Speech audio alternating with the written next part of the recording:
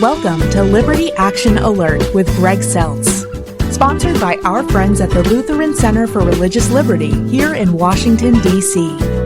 A program that cuts through the chaos and confusion in the culture today by talking to kingdom citizenship, bold biblical principles for a robust public Christian life. And now your host, Dr. Greg Seltz. Good day, Washington, D.C., and friends of the program all across the country. I'm Greg Seltz. Welcome to Liberty Action Alert. Today in our program, Dr. Eric Patterson, president of Religious Freedom Institute here in Washington, D.C., former dean of the School of Government at Regent University, and also an author and speaker, and a good friend of our LCRL. Welcome, Eric. It's a pleasure to be here with you, Greg. Thanks for having me. Well, listen, first freedoms are under attack. And what's amazing to me is that people actually believe there's a narrative out there where the church is somehow this negative force in culture or this nefarious force in culture. And somehow secular socialism is going to be a positive, wonderful replacement, even though it killed 110 million of its own people last century alone. I'm just amazed that people don't understand that conscience protection is foundational to liberty and that our religious freedoms motivate our love for neighbor, and that's foundational to virtuous freedom in action. So you just recently wrote an article that said, the title was, "Our First Freedom is in the Crosshairs." And so to get us started on this discussion, can you explain to our listeners, what are our first freedoms? Why are they precious? And how in the world are they in danger in America? Greg, you've really hit it right on the head. The first freedom, the fundamental idea of liberty, really starts by thinking about what is human nature really like. Right. And as Christians, we understand that humans are created in God's image, and that God has given us a capacity for will and for intelligence. And of course, he wants those to be directed at the right things. And just like you said, that's love of God and love of neighbor. And so the freedom to responsibly do that is at the heart of what it means to be human. And it's at the heart of how to have a virtuous and actually just practically working society that's in tune with human nature. And so religious freedom, the freedom for people to pursue the truth, and that truth is outside of ourselves. As Christians, we understand it to be supernaturally given, to be transcendent, that there's a right and wrong that's bigger than just our own life narrative or preferences. That's the foundation for having a responsible and a free society. Yeah, you know what's amazing is I always ask people, explain to me American exceptionalism. And we've almost been browbeaten into thinking that there is no such thing.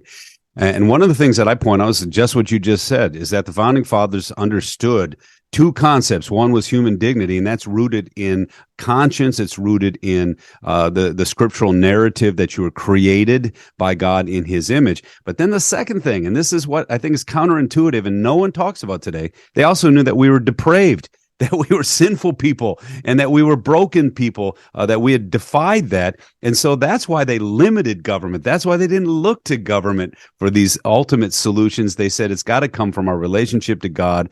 It's got to come from something, like you said, outside of ourselves, in service to neighbor and service to him. And that is under attack today. So talk a little bit more about where people they don't really understand how foundational those two truths are to their very, very freedoms. Well, James Madison has that famous line that if men were angels, that we wouldn't need government. Right. But of course, men aren't angels. And that points us to that the proper role for government is for it to be limited and restrained to provide basic security and justice. Mm-hmm. It also reminds us that government is supposed to be the servant of the citizenry. And more importantly, that government only plays small but important roles in society. And where we've gotten to is a view that government should infuse every part of our social life. The founding fathers knew that the business sector, the religious sector, the educational sector, the agricultural sector, and many others were all parts of human flourishing. And frankly, that government only had a very limited role to play in many of them. And that set of truths is how you have a vital, economically prosperous, virtuous, free society where men and women are able to pursue their callings and their vocations. And at the heart of it is their religious identity and the opportunity to be fully authentic religious selves in public life. Yeah, and I think what you just said is very appropriate, and people need to understand this. Putting government in its proper place actually releases you to be the person that God created and redeemed you to be. The biblical narrative says it this way: give to Caesar what is Caesar's and give to God what is God's. That's where Jesus is kind of put in the crosshairs of a political dilemma, and he differentiates God's work, God's preserving work through even crazy folks like Caesar, and God's saving work, obviously, through his son, Jesus Christ. But I wish Jesus would have said, give to Caesar what is Caesar's and only what is Caesar's. Then we would, because that's what the rest of the Bible describes for us. And you just pointed it out, justice, law and order. And these are the very things that we see kind of being undermined in our culture today. All right, well, let's think about it this way then. If government grows and takes over all these aspects and starts to work even into these conscience areas and these service areas, as government grows, folks, you decrease. And even that notion that give to Caesar, the American experiment says you're Caesar. So start acting like the citizen God has gifted you to be. Why do you think, so is it just that our culture really doesn't believe that these faith statements are valuable anymore? Because it seems to be that people really are putting their trust more in, well, there's a government program that'll solve that, and with a little bit more money and technology, we'll overcome that. Is that really what's happening in culture? Well, I think it's even a bigger problem in our time. The problem in our time is the atomization of truth. So religious people, not just Christians, but in most places around the world, many, many people of a variety of faith traditions nonetheless agree on what you and I might call natural law, or the principles that you should never murder, stealing is wrong, lying is wrong, etc. And of course, as Christians, we recognize these as fundamental spiritual truths. Those truths also have to do with that men are men and that women are women, that a fetus is a human life. And these are largely agreed upon principles, and we as Christians know that they're true. Here's the thing. We live in a time that says none of that is necessarily true. An individual gets to decide for themselves with no outside authority, no spiritual, transcendent religious authority, no Bible, no Jesus. We get to decide if our preference is to be a male or to be a female. We get to decide whether it's convenient or not convenient for us to add to our family. We get to decide whether or not we're going to end this familial relationship through divorce or something and preferentially choose another relationship. And at the heart of all of this is what Carl Trueman and others have called expressive individualism. And I would say at the heart of the attacks on religious freedom are attacks that say, well, religion represents authority and an external truth, and that the philosophy of the day is, no, I get to define my own reality. Yeah, and I've tried to explain it. I call it secular pietism. You try to give it words, secular Puritanism, because it is a religious movement, even though it's secular in nature. But it's just that we are the center of that truth, like you just talked about. There is no God, there is no truth. There's just me and what I emote about myself. And people, folks, by definition, that's what the Bible calls sin, okay? Just by definition. But again, the church has always been the moral pushback on that, especially when it codifies in government. And I think that's, I loved what you wrote another article about heroes and anti-heroes and how we need, again, these foundational truths to rise back up, because if there is no truth, then it's just every one of us acting on our own. We are all gods in our own eyes. And that is the foundation of chaos. I think you said, even in the military, in that article, you said, start talking about how if all we've got are the truths, don't narc on each other and live and let live.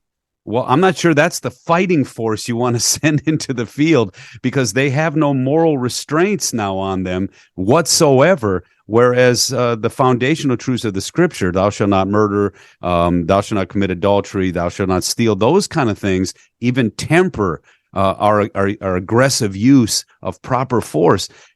Religion and faith are so key to our foundational freedom. So talk a little bit more about that narrative. How can we start to take this narrative back that these moral truths are actually very positive things for us? That article that you referenced to comes from a briefing that I've done for military chaplains and for other groups that work every day with 18 and 19-year-old young adults. And it's about who are the heroes today that are the pop cultural icons. And if you think over the past decade, we've seen it's so-called humanization, but it's really bringing down some of the old characters like Superman and making them more flawed characters. Mm-hmm. But even more so are anti-heroes, people who have power and influence, but use it based on their own whims. They're angry, they're feeling lustful, they're feeling petulant. They just want to play with somebody's mind. So Loki, Black Adam, Deadpool, these Captain Jack Sparrow, these kind of characters, right? And sometimes they're fun, but think about what drives them. It's a self-interestedness that drives them. And they might do a great thing on the one hand. They might save the day on the one hand, and then the very next day be a nefarious character in a lot of ways. Well, these are the heroes that many of our young people are seeing. And it ties into a lack of restraint in our society that says, anything goes. You have the power to do whatever you want that's going to gratify yourself. And so we need to turn the narrative. We need to recognize that the cultural forces of today, whether it's in Hollywood or if it's in the music industry or whatever, they're telling our young people, you should not have any restraint. You should have total license and unrestrained liberty to do whatever you want. Well, that's not really actual freedom. Freedom is an ordered liberty to make choices, but in a reality that really does have bounds about what's right and wrong. And so that needs to be a starting point, whether you're a youth pastor or a parent or a military officer. Help reshape our young people back to a set of bounded liberties. That's the basis for human flourishing. Yeah, and again, that goes back to the founding fathers' understanding of human nature, both our dignity, yes, but also our depravity, yes, and those are always in tension. And so, like you said, if you're motivated finally by love for God and love for neighbor, then you actually temper the struggles and the impulses that you have. Well, if you kind of put yourself on the seat, the throne, as if you're God, then just doing whatever you feel like doing is actually bondage. But you've actually redefined it as freedom, which is crazy. Again, I struggle with this with our own people. I say we've got to take back the narrative that actually saying the word no is not always a bad thing. I mean, most young people think it's hate speech anytime someone says no to them. But in reality, God says his no so that he can tell us his yes, so that we can live in freedom. And I love Chesterton. He talks about this, how he didn't really like the church or even God's moral laws and all that stuff when he was a young man, when he was more of an agnostic, maybe even an atheist. But as he got older and he came to faith, he said, I began to realize that where God, especially through the church, put those barriers in my life, it was so that freedom could run wild. Because if I went over that barrier, I go over that cliff, now I'm gone. And I think that's what our young people don't seem to understand today. So again, the church, I feel like it's been browbeaten into the corner as if it's being told you don't belong here. And in your first article, again, you talked about the freedoms, or not just the freedom to believe, but the freedom to assemble and the freedom also to assert these religious truths in the public square. And that's what many, many people are saying, well, no, you just do that in private. But in reality, this is public truth that's good for everyone. So how is RFI helping people start to do that and to assert these words, not just for ourselves, but also for the sake of our culture? Yeah, well, let me just affirm first what you said about religious liberty being capacious and broad and deep. Mm-hmm. Religious liberty is not just you praying privately at home, and it's not just you and your co-religionists hiding, in a sense, in a private space in a church, but where no one can see you. Religious liberty means bringing your authentic religious convictions and the truths as you understand them into every part of life. And that's a beautiful thing in a diverse America. It should not be a threatening thing. And what that means is parents' responsibilities for raising their children in the faith and the choices they make about their education. It means that that consumers of healthcare should have choices, including choosing doctors and nurses in their own faith tradition. And by extension, that mental health professionals and doctors and nurses and medical students should not be forced to practice things that violate their religious convictions, whether it be abortion or some sort of transition surgery. So there's a wide and broad range of the issues of our day that tie to the fundamental rights of religious people to gather, to assemble, to publish, to speak, to learn about new religions, to make arguments within their denomination. But if they don't win, to leave and to found a new denomination. So the right of exit and entry, the right to share one's faith, the right to say yes or no to a faith. And all of these things should not have government intervention. There shouldn't be state coercion in any of these areas. And so I think that that's the fundamental principle for people of faith. And we should be respectful of other people from different faiths and people who don't have faith in all of those dimensions that I just mentioned.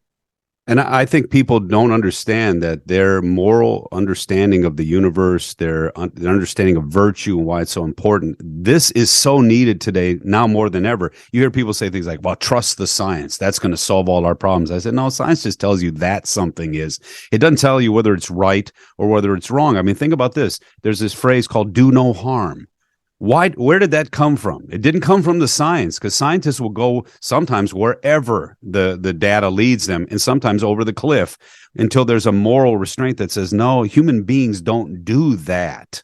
And so do no harm. You, even with the power that you have, do no harm. Or even in just war theory, the Geneva Convention rules of how to treat prisoners. Where did that come from? It sure didn't come from warriors, because warriors just want to win. Well, then we start tempering war, even though it's terrible to ever go to war. But Just War said if we have to, we're still going to try to do it in an honorable way. Well, that's the moral restraints that are coming back on humanity, because if we just did whatever we darn well pleased, we can do some terrible things to each other. Again, taking back the narrative. I know, RFI, that you guys have an educational focus. Talk a little bit about how we've got to recapture not only these moral foundations, but also that we have to actually grow in our virtuous expression of liberty, and how that's not just something private, that's also a public act that we need to do.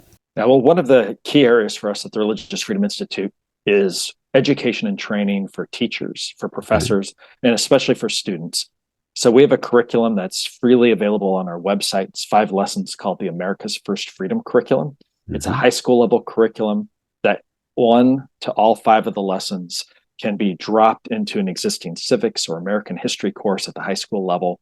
And it's tied to the National Social Studies standards. So it's suitable for public schools as well as for private schools or homeschoolers. Next month, a middle school version of that will be available on our website as well. And teachers can contact us directly through our website and have access to teachers' resources, everything from crossword puzzles to videos and things for their classrooms.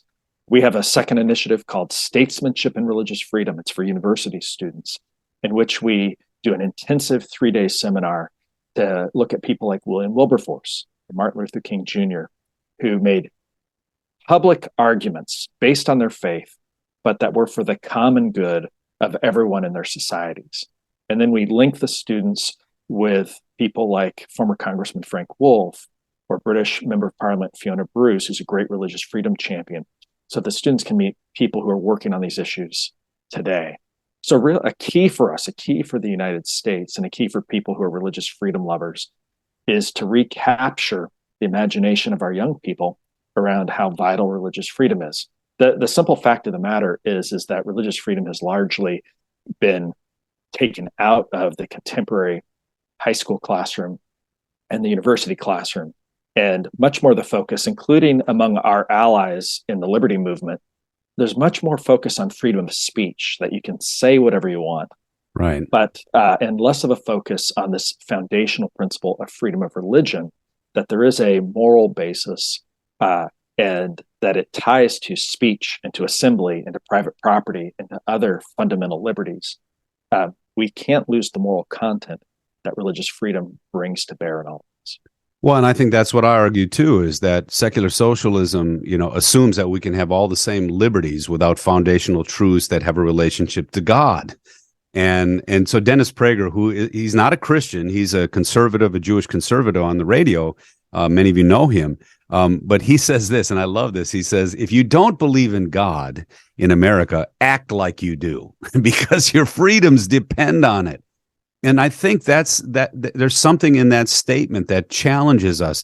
These religious liberty freedoms are vital, because without them, all liberties go.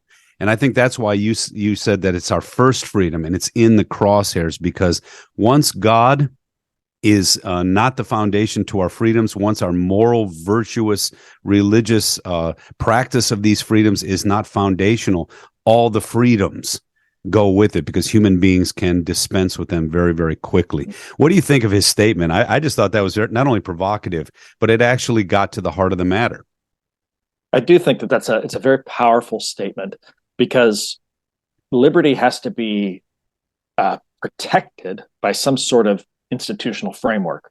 Right. And if you see liberty as devoid of any transcendent nature, if you see it instead as a gift of government to you, right, government grants you rights, well, that makes the ultimate God in our society government. And that makes our politics simply a battle for whoever can get the most power at any given time to then impose their view of reality and morality on everybody else. And that is what we saw, as you said, throughout the 20th century in places like the Soviet Union. And we still see it in places like China, North Korea, and elsewhere today. The alternative to all of that is the humility of recognizing that every person is created in God's image. right, And that gives us both great potential, but also limits. And those limits are the kinds of limits that we want to enshrine in law. Martin Luther King Jr. talks a lot about this in his famous letter from Birmingham jail, when he says that you can tell a just law because a just law is in tune with human nature and it uplifts the human, whereas unjust laws degrade the human. And that's actually a great litmus test for thinking about religious liberty and other liberties. Is this policy uplifting of humanity and of the individual human, or does this policy somehow deface or degrade or dehumanize our brothers and sisters around the world, or right here at home in the United States? Well, well said, and it just shows again the power of religious teachings or morality in our public life. It's foundational to so many things that we hold dear. I'll leave us with this thought. James Madison said that Martin Luther, who's obviously the head of our tradition, Martin Luther actually was the forerunner of the Bill of Rights. And what he meant by that was when you differentiate the church's role in the public role in society and the state's role, but give them their legitimate place as public authorities, those two in tension actually birth individual freedom. And that's why he said you have to have a duly organized public church and a duly constituted and organized public government, and each has their sphere of influence over us. You hold those in tension, you have freedom. You knuckle one of those under, suddenly you and your freedoms are gone as well. Well, Eric, thank you for RFI and its work teaching, and we'll make sure that people know about those resources. Find them at religiousfreedominstitute.org. And thanks for the battle together, because these first freedoms, they're precious, and they ultimately allow us to see the beautiful freedom that God gives us in his Son alone. So thanks for being with us today. Greg, thank you very much for having me. Thanks for tuning in today. To get to know our LCRLDC work better, check out our website at lcrlfreedom.org. Contained there are resources to empower your public square dynamic discipleship. Or check out our weekly Word from the Center opinion piece every Friday at facebook.com/LCRLfreedom. Till next time, God bless you always. I'm Greg Seltz. Have a great week. You've been listening to Liberty Action Alert with Greg Seltz, Executive Director of the Lutheran Center for Religious Liberty in Washington, D.C. This program has been brought to you by the Lutheran Center for Religious Liberty.